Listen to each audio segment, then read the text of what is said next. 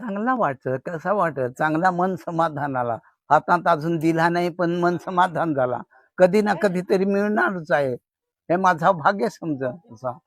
मी बारीकच्या म्हणजे 10-12 वर्षापासून गाई चारायला लागलो. तेथून तर मी गुराशी माझा वादीच चालवा असा, हे वादे वाजवायचा म्हणजे शरीर पण चांगला आणि मन मन समाधान होय. त्याच्यात जे काय मी देवाची आराधना करत ते तुम्हाला माहित नाही पडल, पण त्याचा ऐकाय मन समाधान चांगला वाटत. काय हे हे माडाचं पात आणि हे बंबू नर आणि मादी असा परिवार बनवलेला आहे आणि त्याला दुधी जोडलेली आहे.